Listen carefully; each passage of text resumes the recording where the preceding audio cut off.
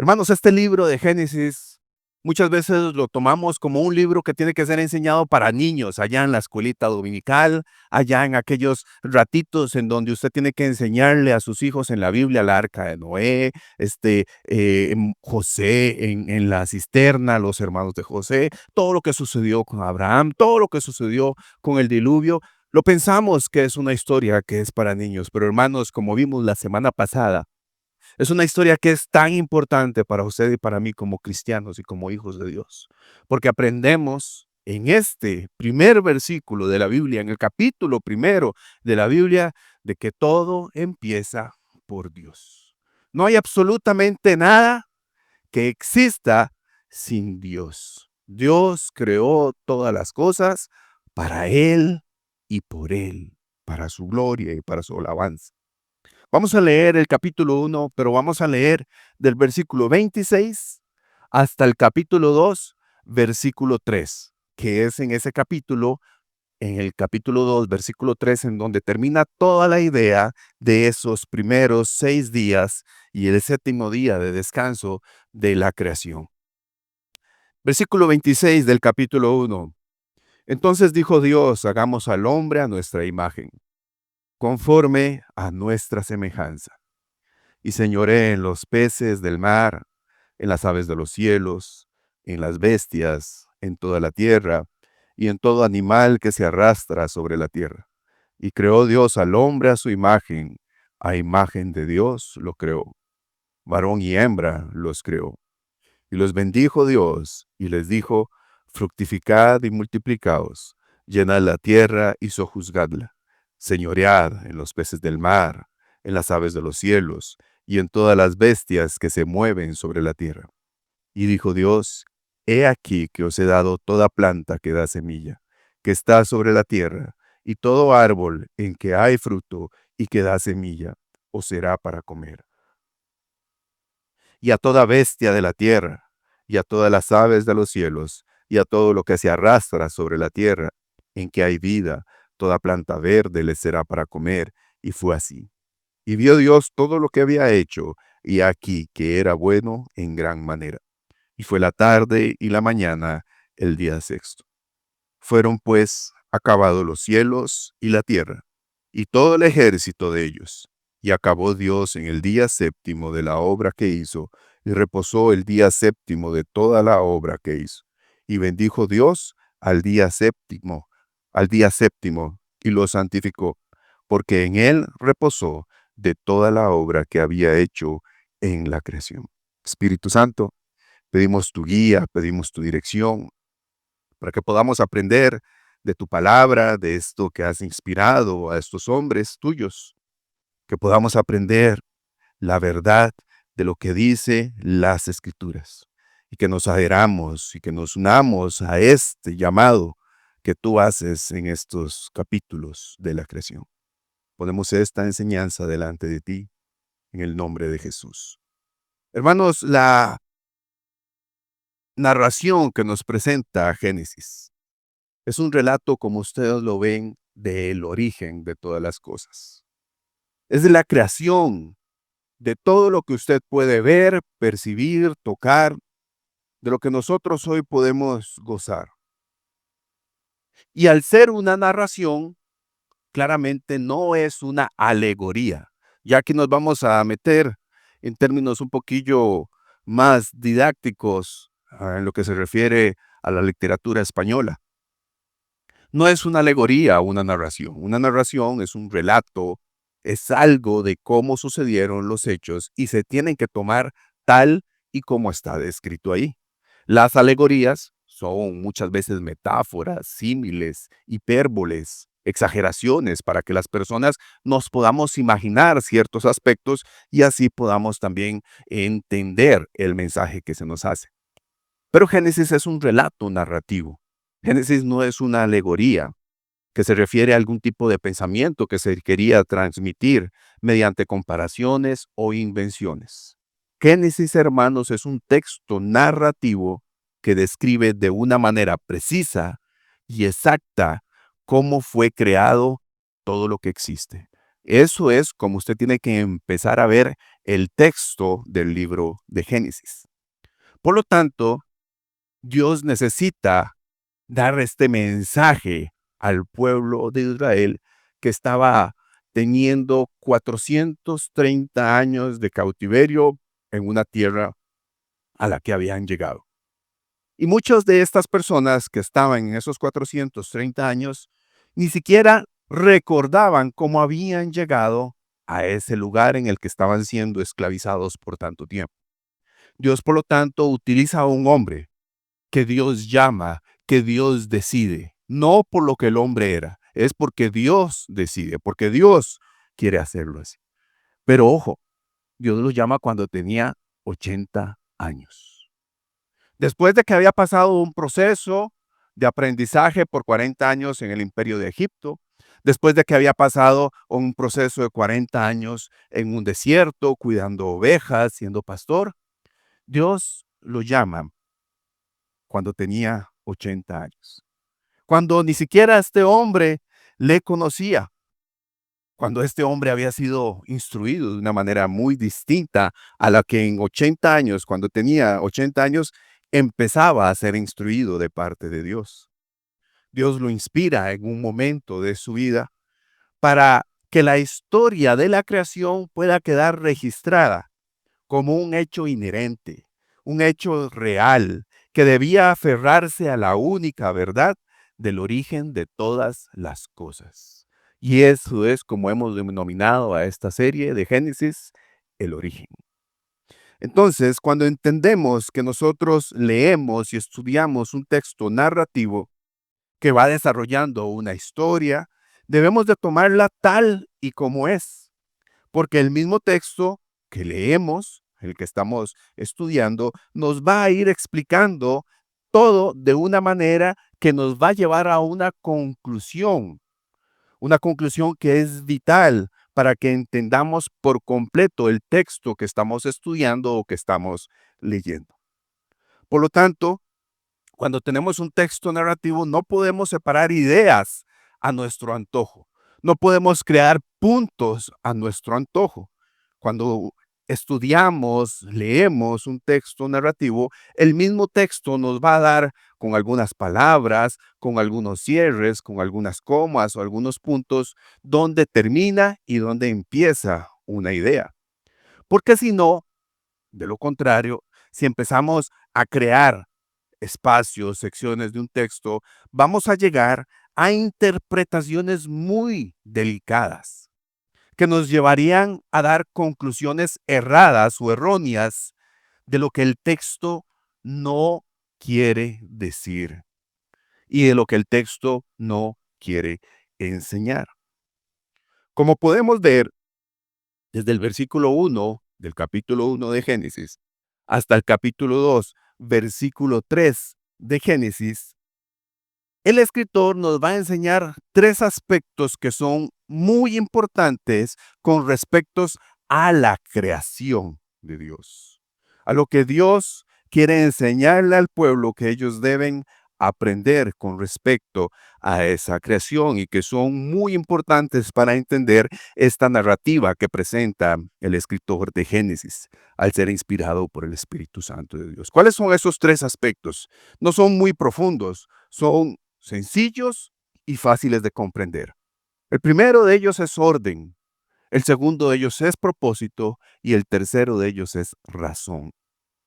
Pero como vimos la semana pasada en la primera entrega de estas enseñanzas, el libro de Génesis no está exento a que tengan algunos retos interpretativos o incluso que se puedan llegar a discutir algunos aspectos que se muestran en este libro, pero que de la mano nosotros del Espíritu Santo vamos a ir pidiéndole a Él que nos dé luz, que nos dé entendimiento para aceptar lo que dice el libro de Génesis, lo que está escrito, y que nosotros no le impongamos nuestras ideas al texto narrativo.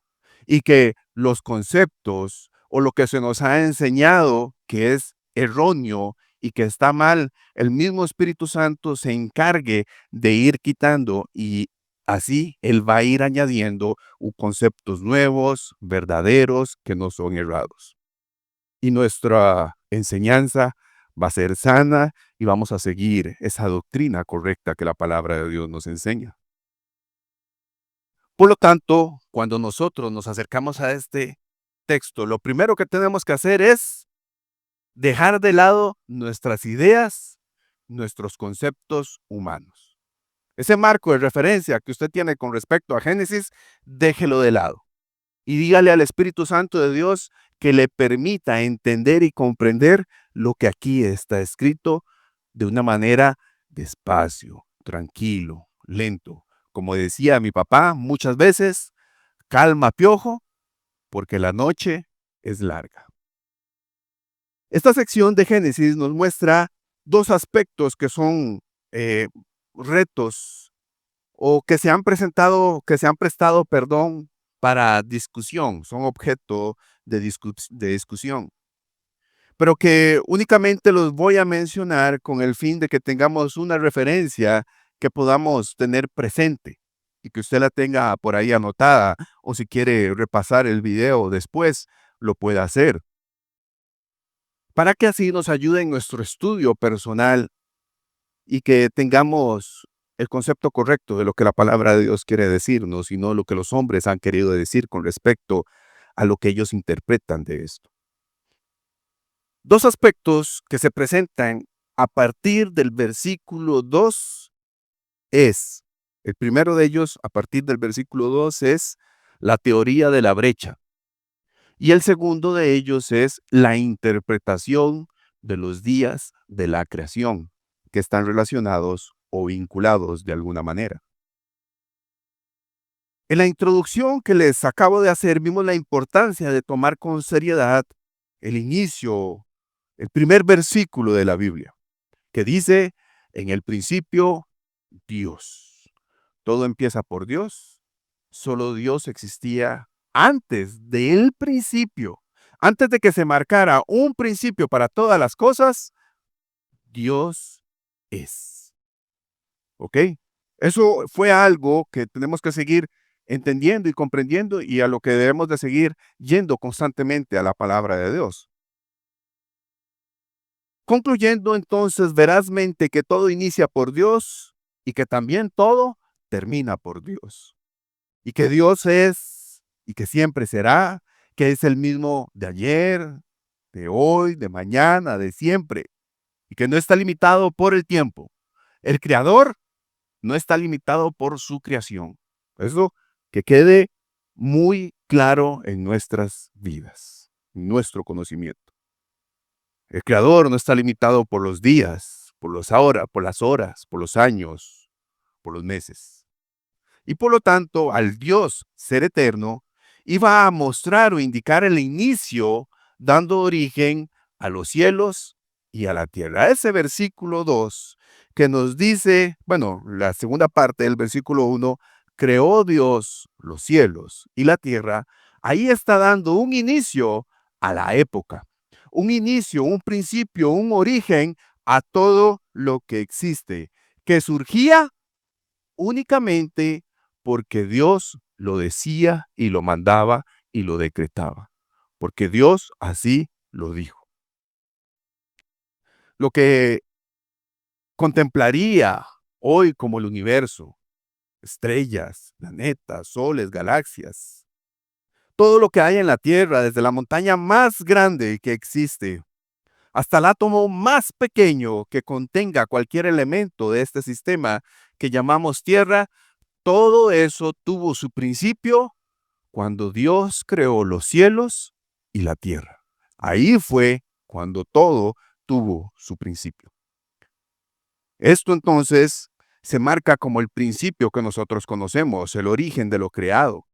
Ojo, no el origen de Dios, el origen de lo creado, de lo que usted y yo hoy vemos. Eso tiene un principio. La creación tiene un origen. Al saber entonces que Dios da origen a los cielos y la tierra, inmediatamente pasamos a ese segundo versículo que dice en el versículo 2 de Génesis capítulo 1, y la tierra estaba desordenada y vacía, y las tinieblas estaban sobre la faz del abismo. y el Espíritu de Dios se movía sobre la faz de las aguas. Ahí llegamos entonces en el segundo versículo al uno de los primeros retos de interpretación que ha provocado tantas discusiones y opiniones. Muy importante, solamente en el segundo versículo de la Biblia. Este primer reto que trae muchas discusiones es lo que se conoce como la teoría de la brecha. Si usted la ha escuchado o no la ha escuchado, pues ahorita yo le voy a relatar un poquito lo que dice la teoría de la brecha. Esta teoría surge porque en el versículo 1 dice Dios creó los cielos y la tierra. Pero hay una pregunta con respecto al versículo 2. ¿Cómo un Dios perfecto puede crear algo que está desordenado y vacío? Entonces, la teoría habla de que hay un periodo. Las personas que se han metido a interpretar y a estudiar esta sección hablan de que hay un periodo entre el versículo 1 y el versículo 2, según un teólogo que fue el que impuso y fue interpretando esta teoría, teólogo holandés llamado Simon Episcopius, menciona que puede ser de millones de años. Lo que sucedió en el versículo 1 a lo que sucede en el versículo 2, él interpreta de que puede haber pasado millones de años. Incluso algunos hablan de que son billones, muchísimo más tiempo.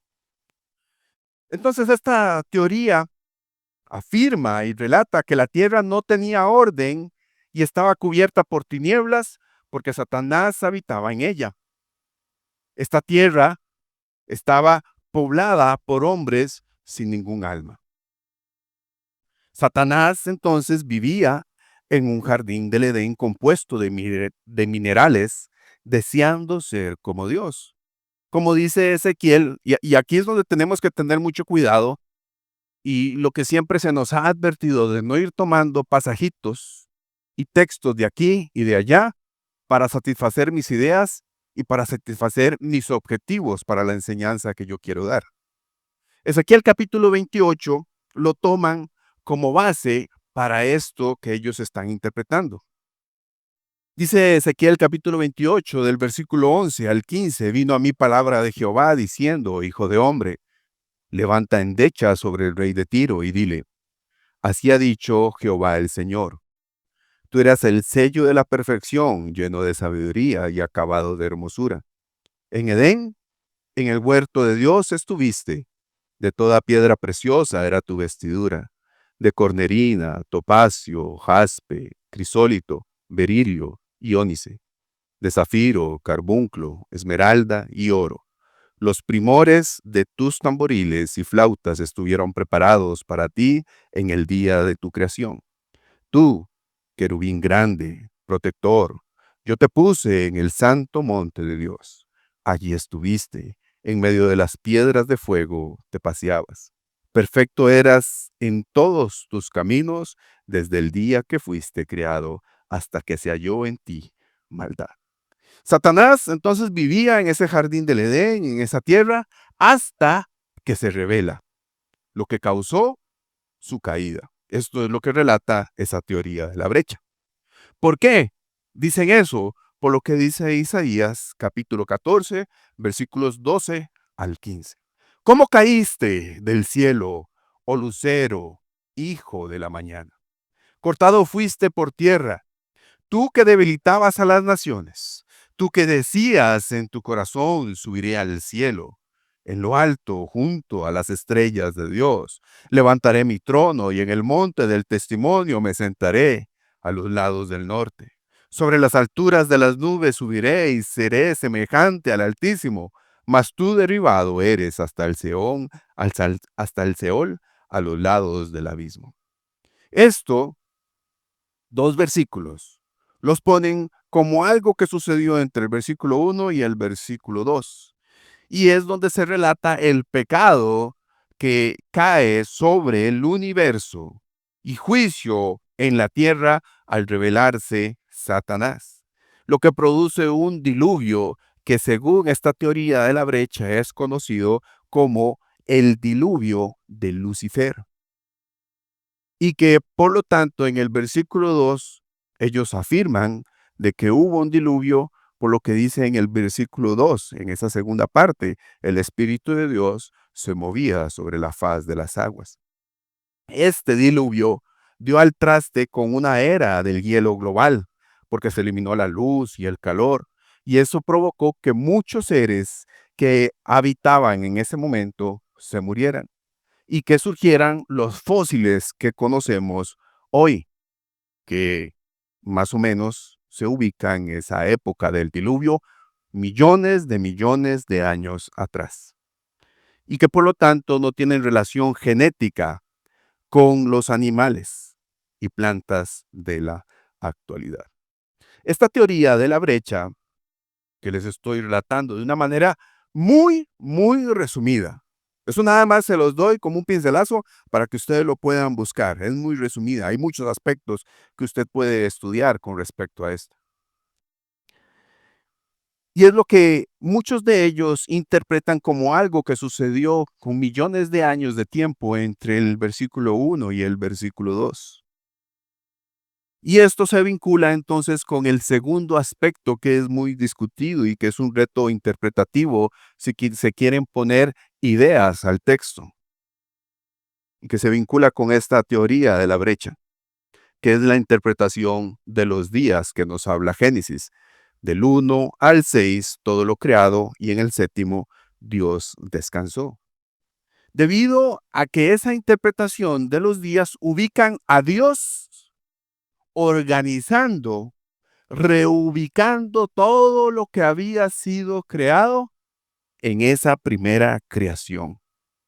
Cuando Satanás se rebeló, cuando Satanás vivía y cuando Satanás hizo todo lo que hizo en rebelión contra Dios, y que se conoce con el diluvio de Lucifer.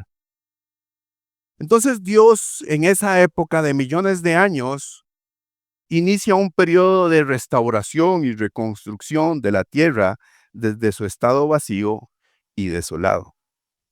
Ocurre durante miles de años o millones de años que muchos interpretan y que enseñan que estos días que relatan Génesis. Por lo que también nos cuenta el escritor en segunda de Pedro, capítulo 3, versículo 8.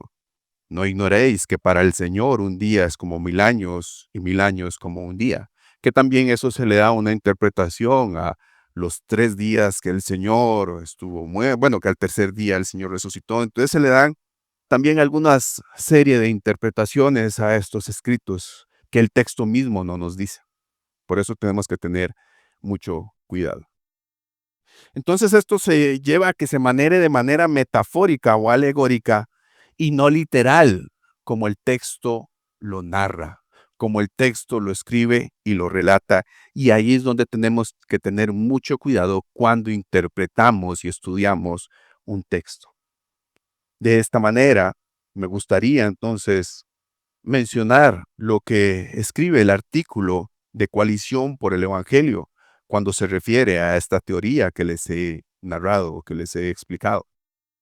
Recordemos una vez más que el relato de Génesis y toda la escritura tiene el propósito principal de mostrarnos quién es el Señor y qué ha hecho. A través del relato de la creación podemos ver que Dios es un Dios proveedor, soberano, creador, personal, bondadoso y sobre todo lleno de misericordia. El relato de Génesis no es un mensaje secreto que debemos descifrar para entender cómo Dios creó al mundo y así estar en paz con la ciencia. Es un relato de cómo el único y verdadero Dios creó, no recreó. El único y verdadero Dios creó todas las cosas que existen para gloria de su nombre. Por lo tanto, usted y yo, hermanos, debemos esforzarnos en leer e interpretar las escrituras correctamente. Coalición por el Evangelio en la teoría de la brecha, escrito por el pastor Oscar Morales. Estos dos aspectos que les acabo de mencionar nos muestran la gran importancia que debemos de darle al texto para que sea el mismo texto que nos vaya indicando y enseñando cómo debe ser aceptado, cómo debe de ser que yo acepte esa enseñanza y no con invenciones o presunciones, con frases como yo creo que, a mí me parece que, yo asumo que, porque eso es lo que provoca que nosotros le impongamos nuestras ideas, conceptos y preceptos al texto. Y eso nos va a llevar a que tengamos conclusiones erradas de lo que nos quieren enseñar. Y como dice el artículo que les mencioné y que les acabo de leer, este relato de Génesis no es un mensaje secreto. Ahí mismo es Dios el que está hablando y explicando, narrando cómo fue creado todo para su gloria. Su compromiso y el mío debe ser el aceptar la escritura, lo que ella dice, creer lo que dice la escritura y caminar como dice la escritura. Entonces, como vemos, el texto, vamos a entender lo que en él se desarrolla, sin que nosotros le vayamos a agregar nada ni le pongamos nada. Por lo tanto, el título de la enseñanza del día de hoy es Cuando Dios ordena con propósito. No tenemos un Dios como se enseñaba en Egipto, que decían que surgió de una montaña, que empezó por ciertas circunstancias a dar origen a algunos aspectos de la vida. No, no fue de casualidad que Dios creó todas las cosas. Fue que Dios lo hizo con un plan, un propósito y una razón, siguiendo un orden establecido. Por lo tanto, el texto que vemos nosotros del versículo 1, capítulo 1, al capítulo 2, versículo 3, explica los tres puntos importantes que debemos de tener presentes con respecto a este texto. Explica el orden, el propósito y la razón. Del versículo 1 al versículo 13 podemos leer el relato de los primeros 3 días de la creación.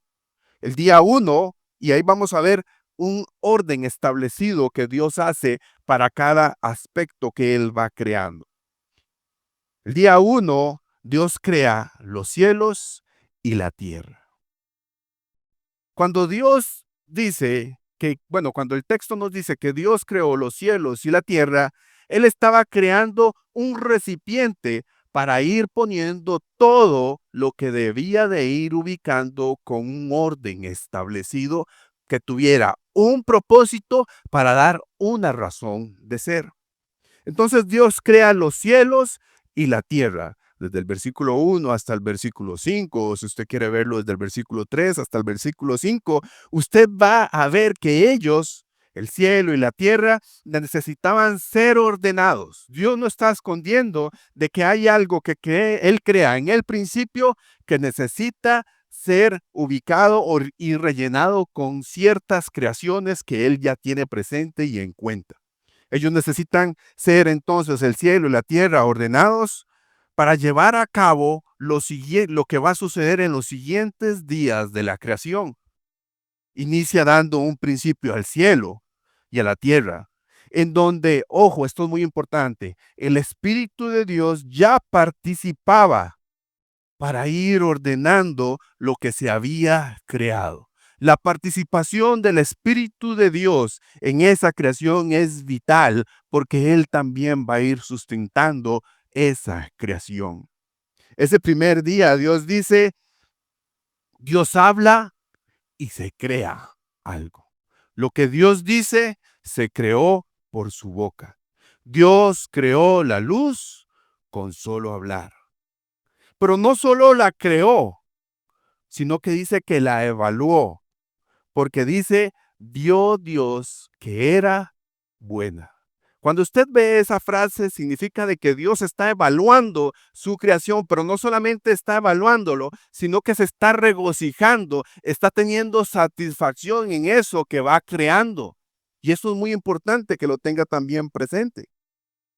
Dios también al crear y ordenar lo que iba a evaluar, lo ve de una manera perfecta, se satisface en eso, lo evalúa para que todo fuera perfecto, como Él, como su creador. Esto entonces iba a separar en este momento la luz de las tinieblas, dando nombre a lo que sucedería durante lo que se marcaría como un día. La luz, para decir el día, y la noche, y perdón, las tinieblas, para decirle a las noches, para nombrar las noches. Consumando de esta manera su obra y dando terminado el primer día, donde trajo luz a un lugar en donde no existía ninguna luz. De donde no había nada, surgió algo. Pero ya existía alguien cuando no había nada. Esto es muy importante y ahí es donde se nos vienen un montón de ideas y de conceptos humanos. ¿Cómo es posible que exista algo antes de la nada? ¿Cómo es posible que Dios a Él mismo nadie lo creara? ¿Cómo es posible que todo eso sucede?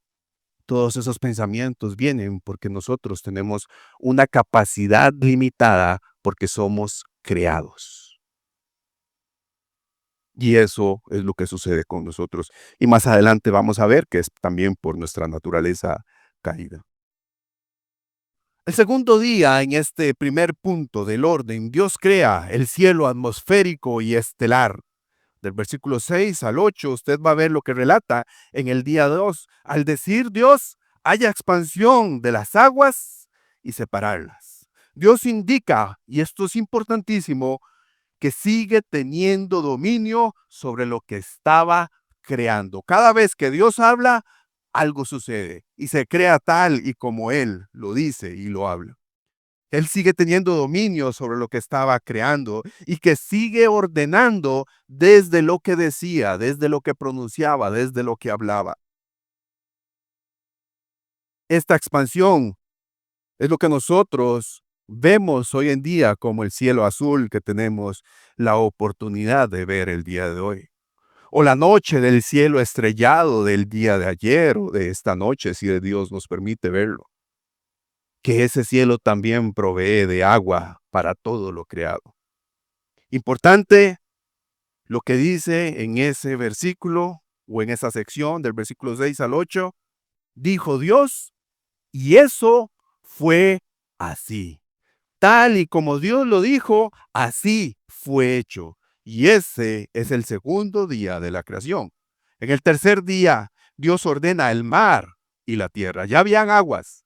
Pero Él entonces dice y proclama del versículo 9 al versículo 13 que da orden a que surja una masa seca, junta las aguas, da orden para que surja lo seco, Dios evalúa lo que hace, Dios lo ve, se complace y lo avala, satisfecho en lo que va creando.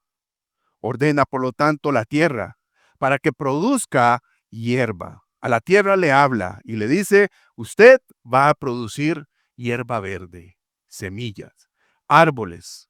Y dice, fue así, tal y como Dios iba dando orden, así iban surgiendo todo lo que Él iba ordenando. Se produce todo lo que Él declaró de la manera en la que Él lo mandó. Y vio Dios que era bueno. Dijo Dios y fue así. Después Dios lo evalúa y Él lo ve bueno, perfecto y se satisface y se deleita en eso que Él está haciendo. Evaluando nuevamente su creación como perfecta, terminando el tercer día. Estos primeros 3 días nos van a ayudar a que entendamos que Dios ya tenía un orden establecido para lo que iba a ir enseñando. Le está dando orden a los cielos, a la tierra, al mar, a la tierra, a todo lo que iba a suceder, para después, con un propósito de eso creado, ir depositando ciertas características o ciertos seres vivos en cada uno de esos entornos. Entonces, más adelante, en los siguientes 2 días, vamos a ver un propósito establecido para eso que Dios había creado en los primeros 3 días. Para esa obra perfecta que Dios iba creando, iba a tener un propósito, se iba diseñando con un propósito, y lo vamos a ver en los siguientes días de la creación. Del versículo 14 al 19, en el día 4, Dios crea el sol y la luna. Aquello que estaba en los cielos, aquello que él ya había diseñado, necesitaba poner algo para que marcara la luz y la noche, para que las personas supieran también y tuvieran conocimiento de que hay periodos de tiempo que iban a determinar descansos, cumplimientos de días, de meses y de años.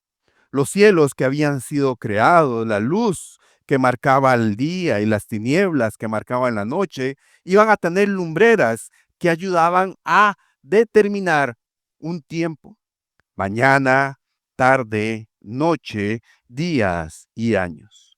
El sol iba a marcar el tiempo de la luz del día. La luna iba a alumbrar durante la noche, marcando así ese tiempo.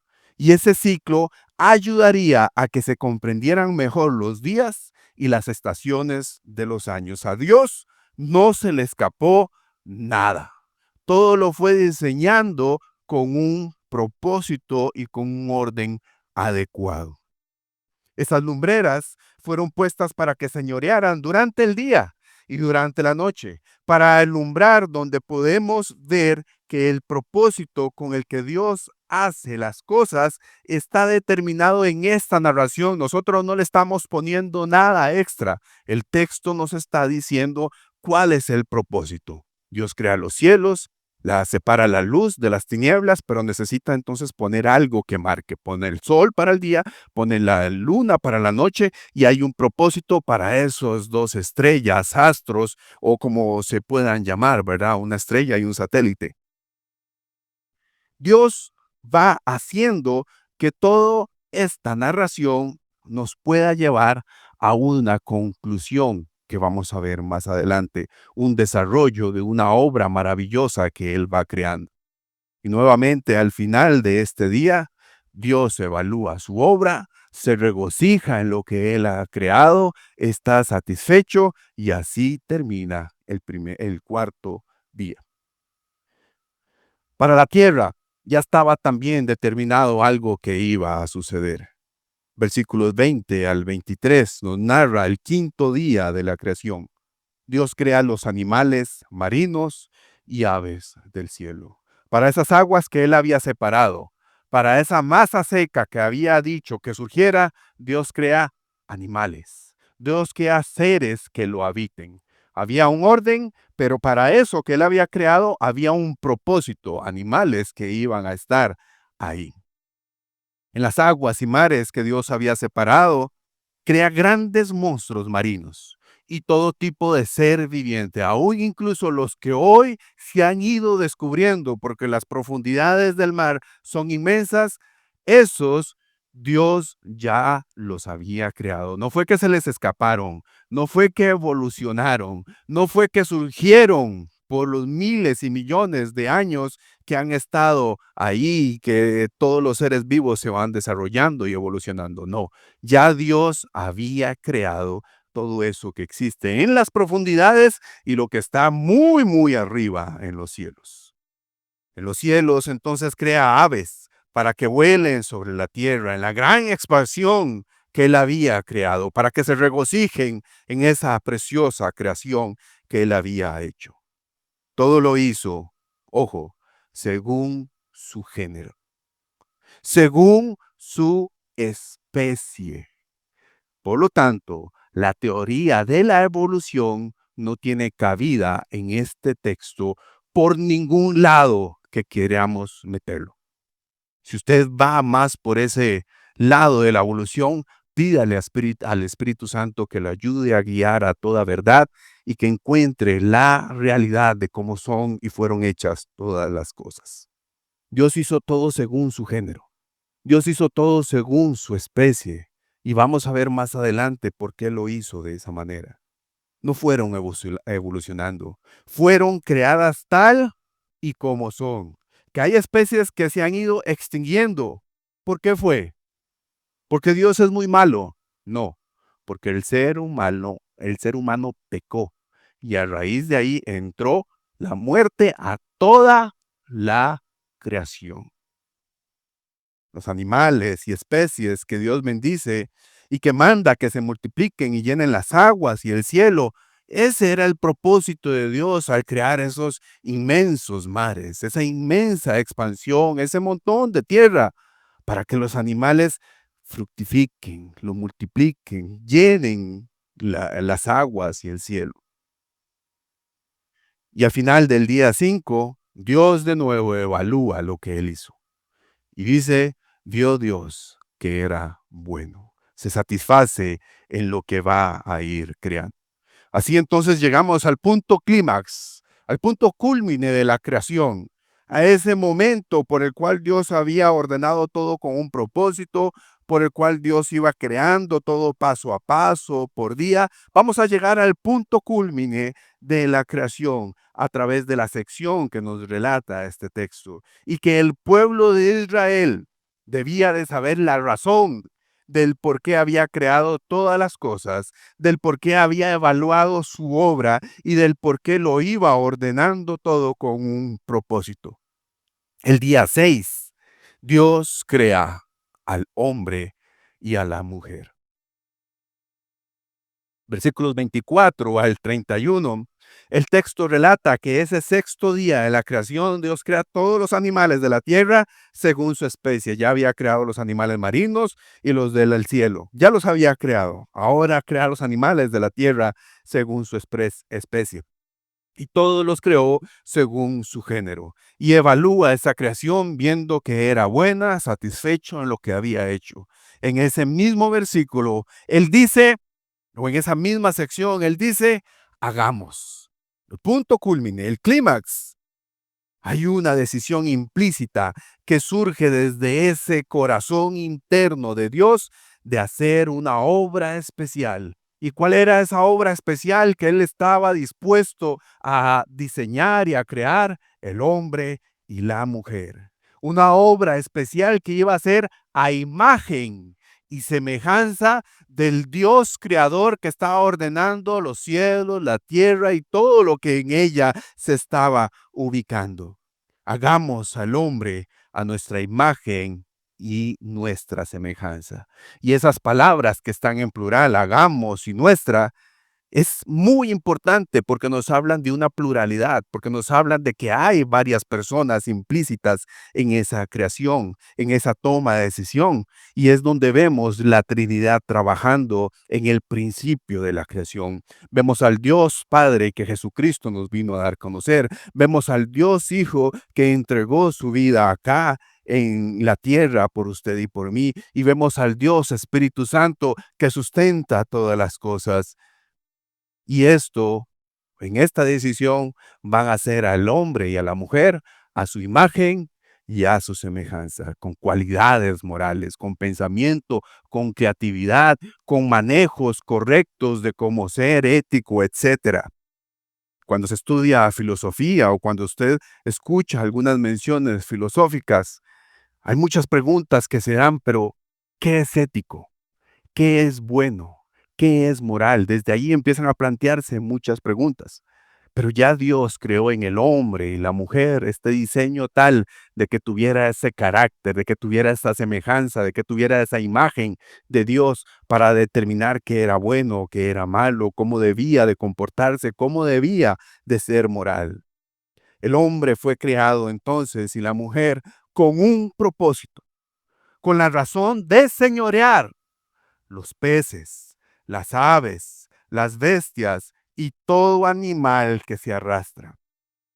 Fueron creados para que fueran fructíferos, para que se multiplicaran, para que llenaran la tierra, para que la sojuzgaran, para que la administraran, la gobernaran, para que la señorearan, para que señorearan y gobernaran todos los animales, toda la creación. Esa fue el punto culmine y el clímax de la creación de Dios. desde ir poniendo orden a los días, desde ir creando un recipiente en donde iba a alojar todo lo que él quería diseñar y ya había planeado, iba a poner a un hombre y a una mujer a su imagen y semejanza para que gobernara, para que fructificara, para que administrara todo lo que les estaba dando. Una obra perfecta, a quienes había provisto de toda planta, de semilla, de árbol, de fruto, para que pudieran comer. Si querían ser veganos, ahí podían hacerlo. Pero que si también les gusta la carne, les había provisto de todo tipo de animal para que ellos pudieran comer y tuvieran sustento. Ya Dios, cielo, tierra, mares, aguas, estaba diseñando para que esos animales crecieran, se multiplicaran, se esparcieran, para que el hombre y la mujer tuvieran sustento en las semillas del campo, en los árboles que crecían, en las hierbas del campo, con los animales que se iban multiplicando. Dios tenía un propósito y una razón con todo lo que había creado. Y la razón cúlmine es poner al hombre para que él juzgue y enseñoree sobre eso que ha creado y encuentre un sustento en lo que Dios le ha dado, dependiendo siempre del que había creado todas las cosas. Dios entonces bendice al hombre. A su obra cúlmine lo bendice para que se multiplique. Les da un mandato: multiplíquense, fructifiquen, dominen y administren sobre la creación que él había hecho. Y al final de ese día, en el versículo 31, el texto nos dice: vio Dios todo lo que había hecho. Y ojo, aquí ya viene una frase a la que se le agrega algo más. Y he aquí, era bueno en gran manera. Estaba eh, tan contento de la obra que él estaba realizando, de esa perfección que él estaba haciendo, que lo avaló como bueno en gran manera. Perfecto, se podría decir.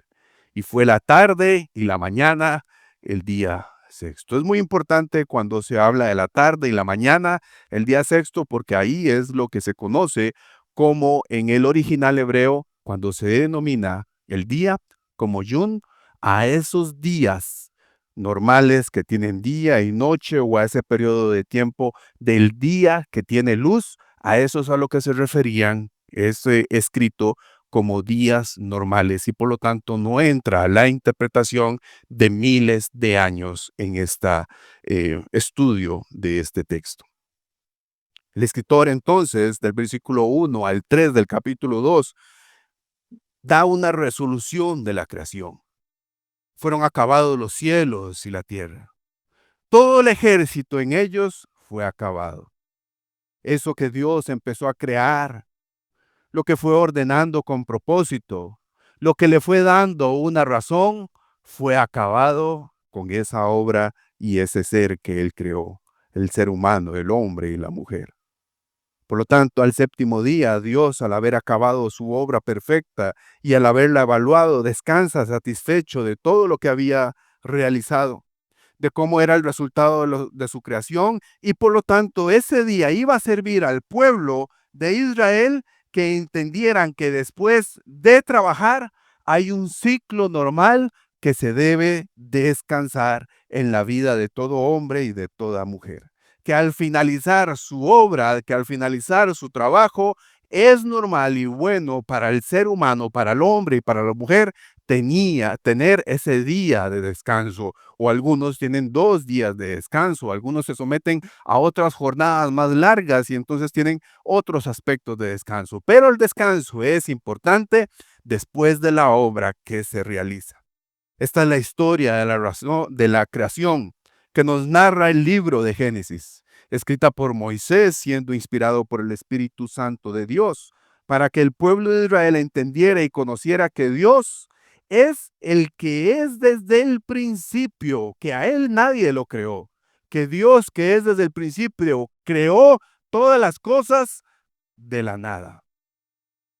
Donde no había nada, Dios trajo luz y empezó a crear todo con un orden, con un propósito y con una razón de ser. Nada fue al azar. Toda su creación tiene un propósito, debido a que también tiene un fin y tiene una razón de ser. Y ellos entonces, este pueblo debía entender que esa creación había sido hecha para que el hombre y la mujer fueran fructíferos, para que pudieran multiplicarse, llenar la tierra, para que pudieran gobernar y administrar esa creación que Dios había hecho perfecta. Así como el pueblo de Israel, al que Moisés le estaba escribiendo, al principio empezaron a leer y entender que había un desorden, que había vacío, que estaba sumergido en caos, en tinieblas, que todo como estaba vacío hacia el principio, ellos tenían que entender que sus vidas, sin conocer al Dios verdadero, también iba a tener vacío, desorden, caos e iba a estar sumergida en tinieblas.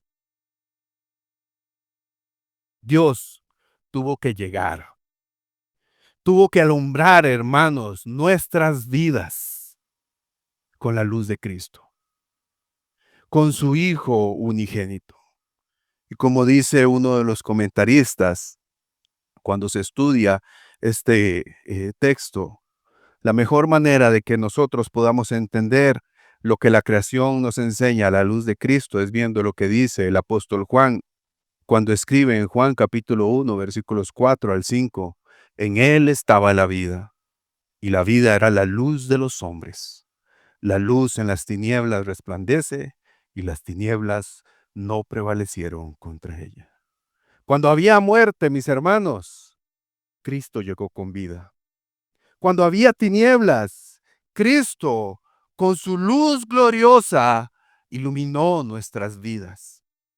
La luz verdadera llegaba para alumbrar a todo hombre en donde había caos, tiniebla y desorden. Llegaba el unigénito del Padre. Dios empezó a ordenar todas las cosas con un propósito, con una razón de ser. Eso mismo, mis hermanos, Cristo lo hizo en nuestras vidas. Él llegó a llenar el vacío que teníamos en nuestros corazones. Él llegó a ordenar el desorden interno que teníamos por el pecado. Él llegó a alumbrar las tinieblas en las cuales usted y yo estábamos sumergidos. Así como el Espíritu de Dios intervino en la creación sustentando la obra que Dios realizaba, así el Espíritu de Dios interviene en nuestras vidas por la obra de Cristo en la cruz, y Él es el que sustenta todo por la palabra de su poder. Hoy es el que nos guía a toda la verdad. Él es el que nos trae luz y entendimiento cuando llegamos a su palabra para conocer la verdad y leer. Y es el Espíritu Santo quien va a ir perfeccionando el carácter de Jesucristo en nuestras vidas hasta ese día que amanezca en nuestros corazones con Cristo Jesús y que lo veamos venir. De la misma manera en la que fue poniendo orden a la creación, Él fue y va ordenando nuestras vidas. Él va a ir haciendo la obra en nosotros. De la misma manera en la que Dios le da un propósito a todo lo creado para que funcione perfectamente, Él nos ha dado un propósito en Jesucristo para que nuestras vidas se vayan perfeccionando. De la misma manera que Dios le da una razón al hombre y a la mujer para gobernar y ser fructíferos, Él nos da una razón en Cristo Jesús, siendo hijos por su voluntad. La intervención de Dios que nos narra Génesis en este primer capítulo es la misma intervención que realiza Cristo para traer salvación, perdón de pecados y vida eterna. Cristo, hermanos, trajo orden a nuestras vidas. Cristo, hermanos, trajo propósito a nuestras vidas.